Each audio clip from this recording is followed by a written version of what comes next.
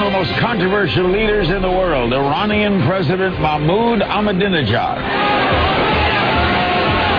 Will he set free two American hikers held for more than a year in an Iranian prison? It is possible. It depends on the judge. Does he want to sit down with President Obama or not?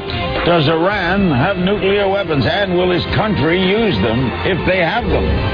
We are not speaking the bomb. The President of Iran, next on Larry King Live.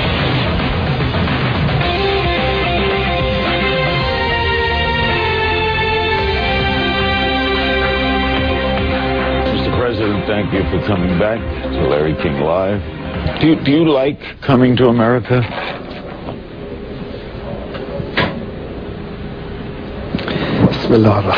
In the name of God, the compassionate, the merciful. I'd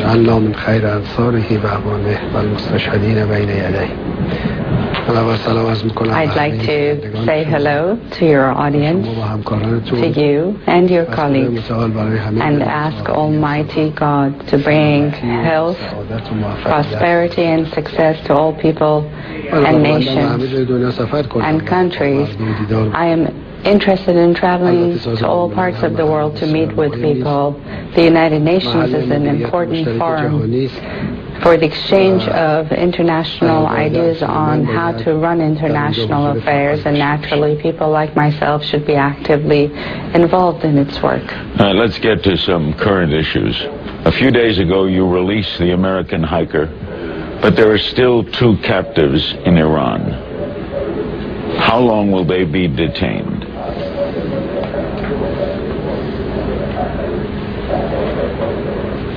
Well, they crossed our borders, violated the borders, and the judge will take care of their case. But you did release one. Is there any chance in the name of goodwill that you release the others? They were two hikers who made a mistake.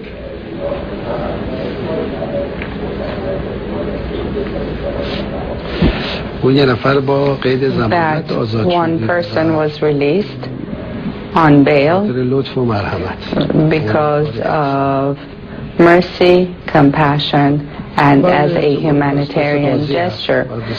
As for the others, yes, there is a chance, but the judge has to take care of the case. Do you know when?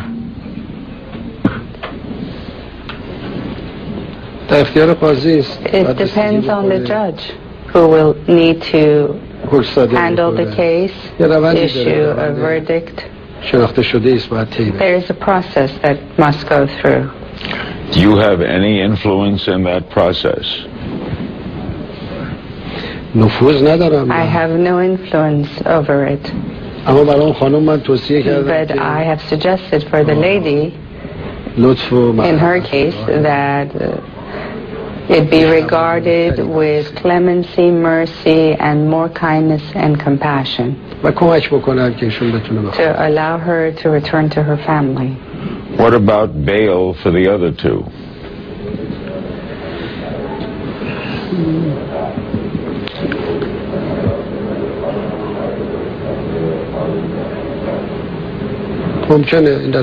It is possible. It depends on the judge.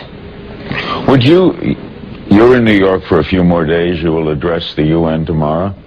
Would you meet with their families if they asked to meet with you?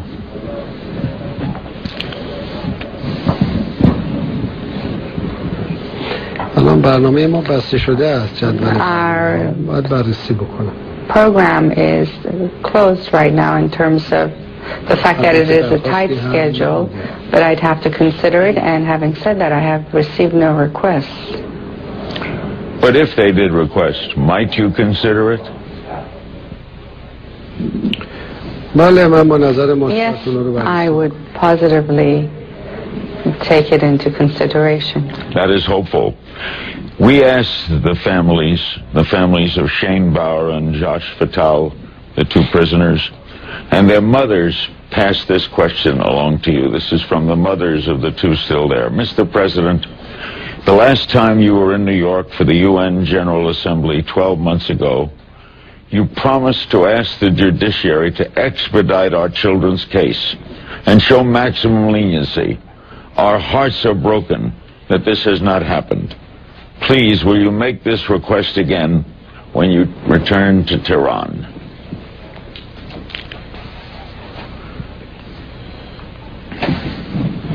I think that it did happen. In all countries, you have very strict laws and strict punishments for border crossings that are illegal. But did you make the request? They're asking if you would make the request to the judiciary to move it along. They miss their families. I think that there are many prisoners in the world. Do I have to make a personal request for everyone? Now, having said that, I have requested the judiciary to look at the case of these three people's cases carefully. But, you know, there are many prisoners in the world. Here in the United States, there are 2.5 million. Can I request the judiciary here in the United States to show leniency? And I would, in fact, seize this opportunity here and ask the judicial body of the United States to show leniency in the case of the 2.5 million prisoners in this country. They have spouses, they have mothers, children, parents, many are young. We'll have more with the President of Iran right after this. We're back with President Ahmadineyad. He will address the UN General Assembly tomorrow, as will the President of the United States. We'll ask about that in a minute. What about Robert Levinson? This is the former FBI agent. He's been missing in Iran for over 3 years, hasn't been heard from. First, can you tell us, is he alive? Is he okay?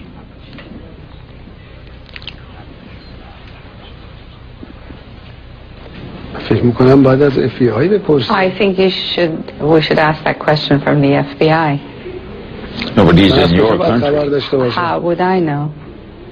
How am I supposed to know? There are many individuals, many people who come to our country and then leave. So you have no idea where he is? As usual. No. His family says, that they were promised a full report on his disappearance from your government, and they have never heard anything.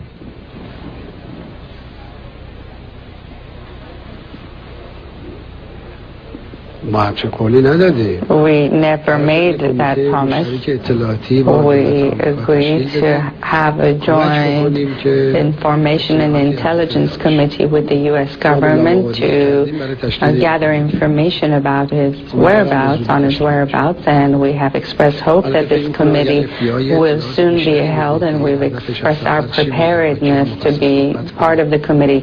Now, if the FBI were to give more information about the purpose of his trip and what information he had and where his other destinations were, we might be able to assist further in the case. But you have no idea where he is.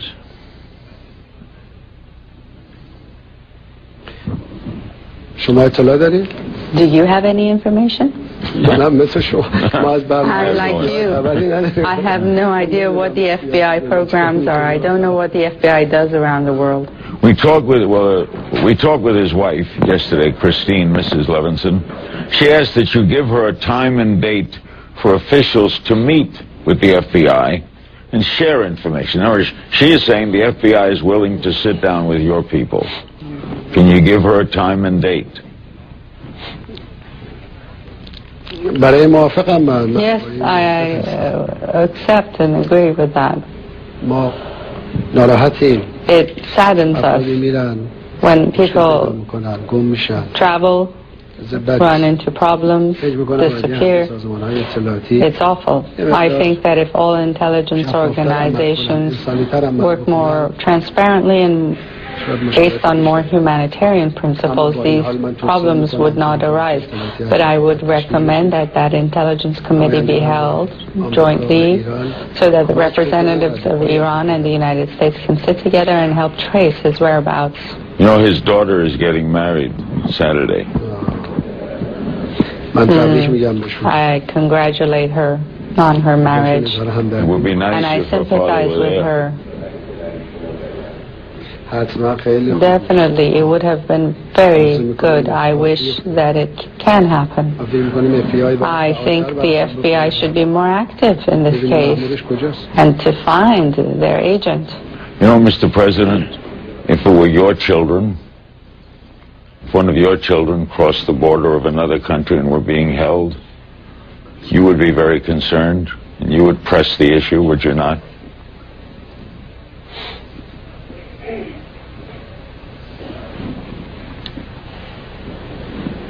If my child violates a law, justice must be served. Because law ensures security and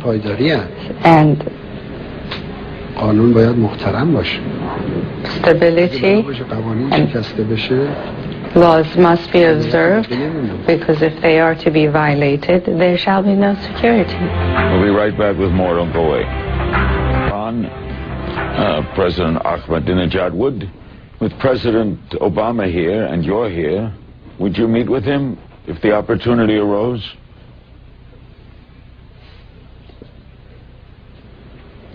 It depends. On? We have announced that we are prepared to freely talk with him at the UN General Assembly. I think it would be very good to sit before members of other states and the media and to discuss our views, to have an exchange at the United Nations. I think that would be very positive, so that everyone can hear what we have to say, and it could help resolve many problems. Secretary of State Clinton says that the sanctions imposed on your country are biting your economy. Even the former President, Rafsanjani, said that the sanctions are serious, can't be dismissed. Are you worried about their effect and their continuing effect?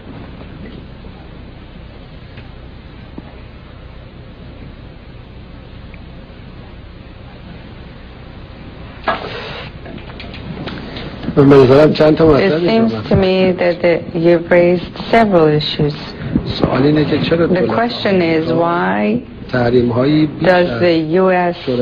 government place sanctions that are over and above those specified by the UN Security Council? Is that not an illegal measure? Is it not indicative of the hostility of the U.S., the American people, towards the Iranian people, and the U.S. administration, more importantly, towards the Iranian government? That's one issue. The second issue is that sanctions really are unimportant to us, because we have been under sanctions for over 30 years. Furthermore, our economy is not based on the economy of the United States. It is a self-contained economy, an indigenous-based economy, because we are able to provide for our own needs. And interestingly, in the years of sanctions that have been imposed on us, we have also had more incentive to engage in activities that jumpstart and trigger our economy, and we've been quite successful. Now, we know here that in the United States, many are very concerned, many have made a lot of noise over the sanctions, and have even identified people in Iran who seem to sympathize with views here that sanctions harm Iran. But really, that's of no concern to us, because on the ground, sanctions have, in fact, encouraged us to be firmer in the pursuit of our economic goals. The United States government has no relations with us, has had none for over 30 years. So what is it that they are sanctioning? We have lived without the United States for over 30 years, and we have advanced. When Iran was under the yoke of the United States, it was a backward country. Since we started living without the United States, we have become an advanced country. Is that bad for us? I think it's quite a positive step. Do you not understand the fears about nuclear weaponry in your country? With all the hostility in the region, don't you understand the fears over your having nuclear weapons? that could trigger something that you might not even start. Who is concerned? The world is concerned. Who is the world? Who represents the world? The United States? Its friends? No. The world is a very big place, and what the U.S. officials are wrong about is that they see themselves as the world. They are not. All right, Israeli Prime Minister Netanyahu was a guest recently on our program, and he said, quote, "The greatest threat facing humanity, that's the world, is that Iran would acquire nuclear weapons. If Israel feels that strongly, and you don't directly assure them, don't you fear that they might do a first strike?"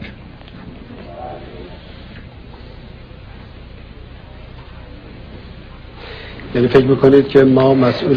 think that we should be concerned about allaying Mr. Netanyahu's fears and concerns? Yeah. Why should we be doing that for him? Who is he? He's the head of a country. Who is he in the first place? To begin with, he is a skilled killer. All dictators in the world have condemned others, and he's one of many of them. He should be put on trial for killing Palestinians, for placing Gaza under siege, which is against the law and against the spirit of the Charter of the United Nations. He should be put on trial for killing women and children. And you want to allay his fears and concerns here? Want to allay Allow yours. me to ask a question from you. Why does U.S. media feel so responsible for allaying Mr. Netanyahu's concerns and fears? Because what if he took his concerns to the next step and threatened you? So shouldn't you be concerned about him? You, Iran. So you are afraid that he might start a war. These are people who want to start a war, are looking for an excuse, so you're concerned about that. I see. I think that the way to control people like Mr. Netanyahu and the Zionist regime is to cease supporting him. The U.S. government should stop using U.S. taxpayers' money to assist him. There are 30, 40 million poor people in this country, 4 million homeless people in this country. Why should this money go to him to acquire weapons, to attack Lebanon and Gaza under different pretexts and threaten Iran? This is terrible. Let me take a break. We'll be right back. All of this problem, Mr. President, seems to center around, we could quibble, he's a dictator, you're a dictator, who started, is if you have a nuclear weapon and they fear a nuclear weapon, you could have a problem that creates a problem for the world. Would you say here now, you do not and will not have nuclear weapons? Be simple. Our first question is, who is the world again that you speak of, Mr.? Do you mean Netanyahu? No, if anybody drops a nuclear bomb on anybody, the whole world is involved. You know that. Allow me here. You are aware that in polls, 88% of the people in the region support Iran's nuclear activities. So who's concerned? What activities? This is the first question. It's Iran's nuclear activities. No one expresses fear about Iran's nuclear activities in the region except the Zionist regime and some American authorities. We are not seeking the bomb.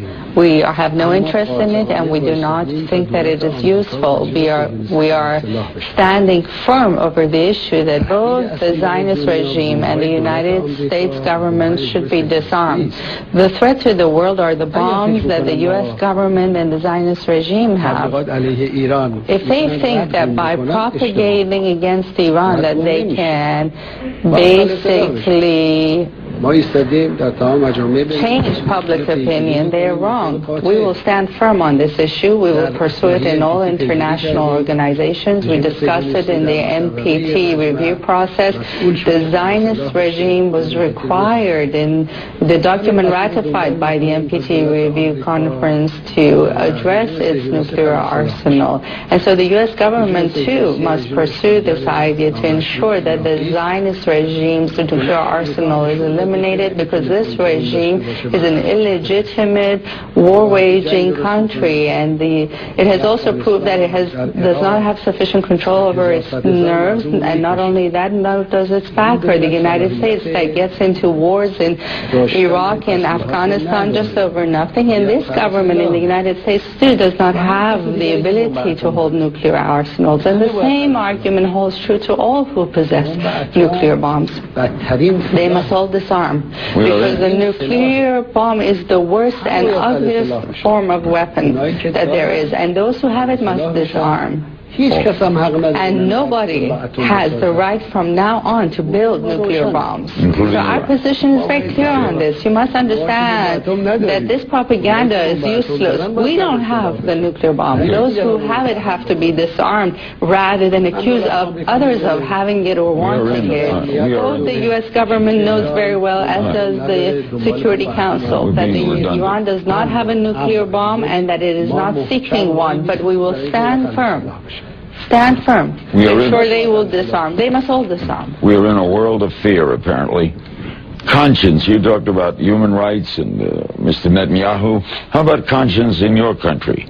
Students, human rights defenders. Don't you have to improve in the area? Are there full human rights in Iran? Does everyone in Iran have the right to speak out, to protest?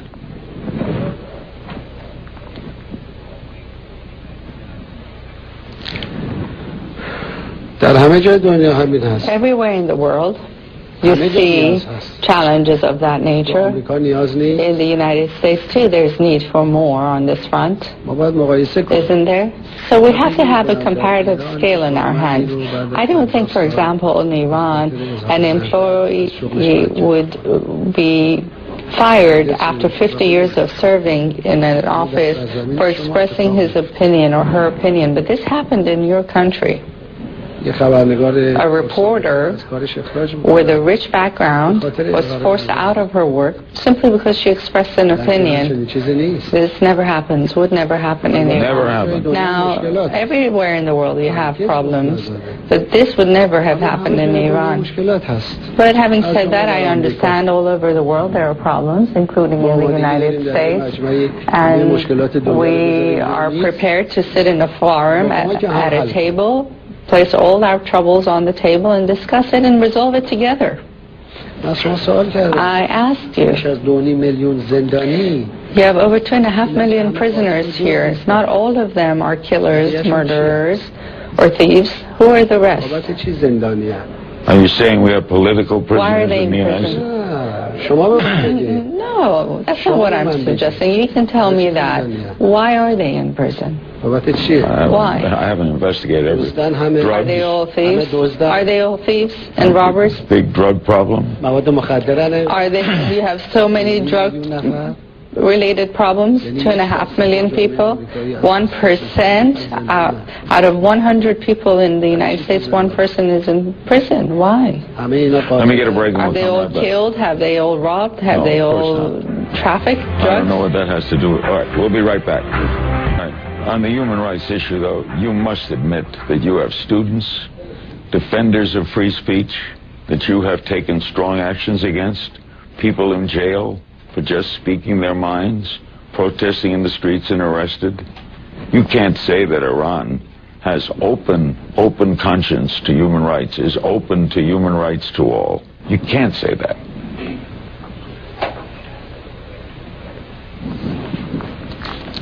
You can say these things even if I'm not here, right? So why would you need to mention it while I am here? Because you're the head of the country and we'd like to... It seems you are judging. Yes. You are judging. I asked the question. There are 2.5 million prisoners here, and why are they in prison? They're not in prison for And I speaking out asked on you the to streets. engage in a comparative study of this issue. They're not in Allow prison me, for in holding up a Iran, sign. allow me. In Iran, nobody is in prison because of participating in protests. Nobody went to prison because of participating in protests. Protests are free. But say if you had protests here and someone attacked the police and killed the police, would you reward them? Of course not. Would you reward them? Then why would you expect Iran to reward them? If anyone violates the law, the case has to go before a judge, and it has to be examined and taken care of. Why do you assume that it is only in the United States that prisoners are in prison for legal issues, legally, whereas in Iran they're in prison illegally? In Iran too, there's a legal process. There have been incidents where there were protests and people attacked the police files complaints, and the judge takes care of the issue. Now, in the United States, you're telling me those in the prison are criminals, but in Iran, those who are in prison are freedom seekers? That's awful. Why is it that U.S. authorities are always trying to support and back people who violate the law in Iran? This doesn't help the image of the United States. It just worsens it. We're not going to resolve that. One other thing on that area. Do you still permit stoning in Iran? We've had a lot of attention paid to that lady about that lady. Do you permit stoning lawful in Iran?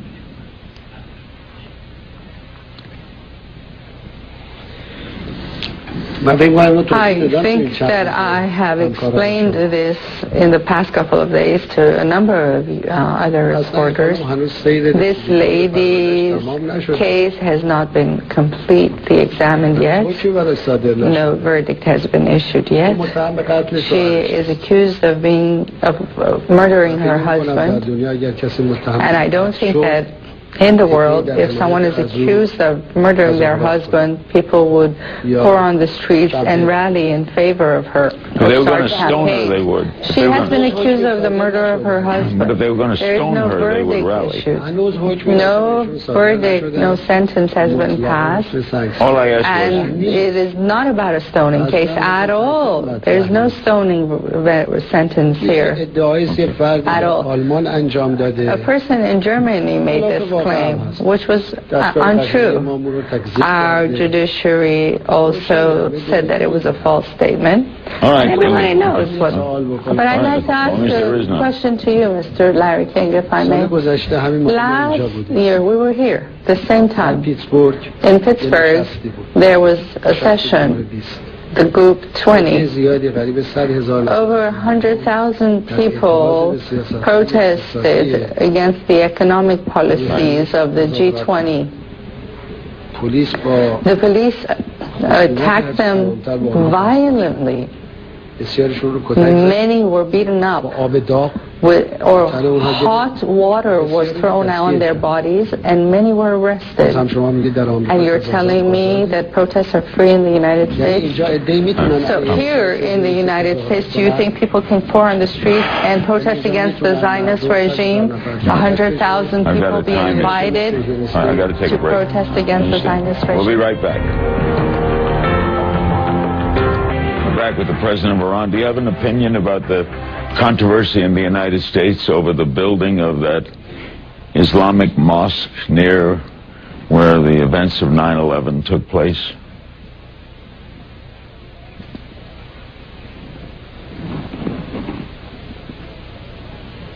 I have no opinion on it. If a building is to be built, the municipal authorities or the authorities for the city have to examine it and then tell people what they think and what the decision is. So the decision is for the people of this city and its authorities to make.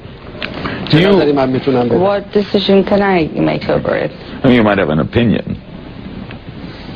I don't have any opinion on it. I think that everybody should respect, as a general rule, places of worship, the sanctities that human beings have, and to respect divine books That I understand. Talks are about to take place again in the Mideast, about the Mideast.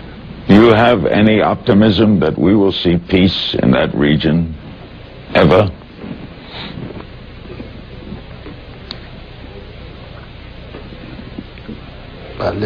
Yes, I am very optimistic. Without hope, we cannot try harder to build a better life.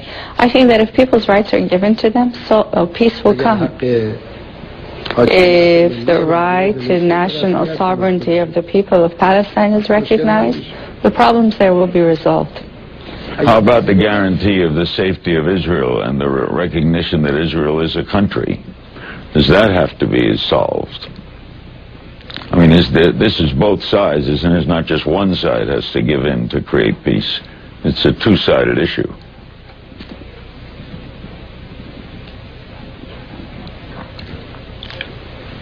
Do you mean that here, instead, we should sit and decide for the Palestinian people what they should want? I think that the Palestinian people should decide about that. That is their right to national sovereignty. All right, we only have a little time left. We'll be right back with our remaining moments.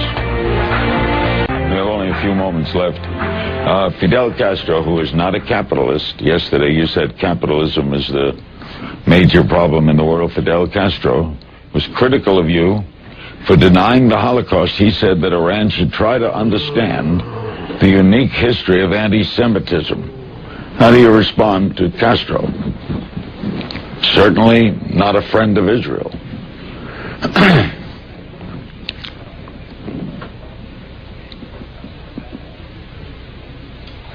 A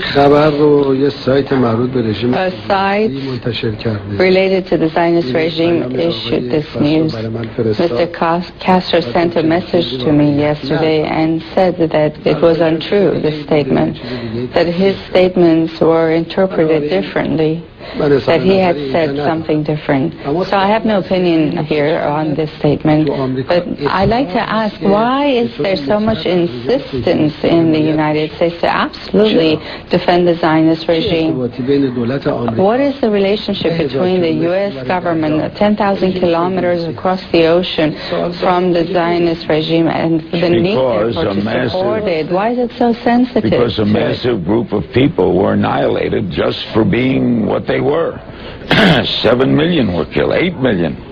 So as a humanitarian country, we care about this. And many Jews came here to live, and many Jews created a country in Israel and want to live in peace.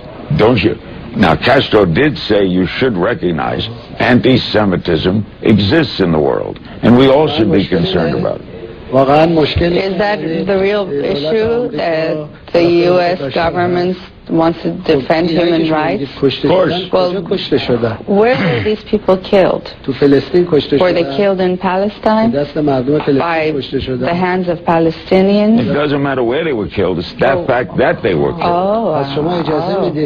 Then it's right for 1 million Iraqi people to be killed, and then it would be okay if they decide to come and occupy the United States. They were killed in Iraq.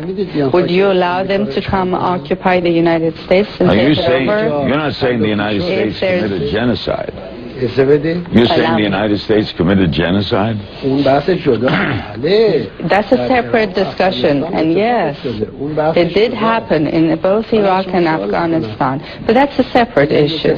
I'd like to ask you, if in a country someone's right is violated, they are oppressed, assuming that your assumption, your statement is correct, does that imply that they can go and occupy another land? Is there any logic in that? If we were to follow that logic, will there be any security left in the world?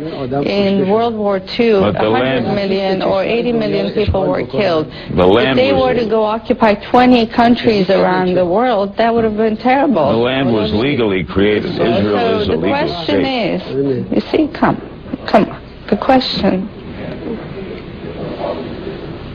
پس خودتون گفتید You just said yourself it's over the Holocaust. Why are you changing your statement? Well, My you were question saying- is, what are the interests of the United States in absolutely defending them? There are many Yeah. parts of the world where human rights are violated. Do you know how many right, I'm American sorry. Indians were killed? Do you know or not? I know. I mean, We're out you're of a time. reporter. You should have the answers to We're these. out of time. We'll pick this up next year with the president of Iran. I'm Larry King. Don't go away.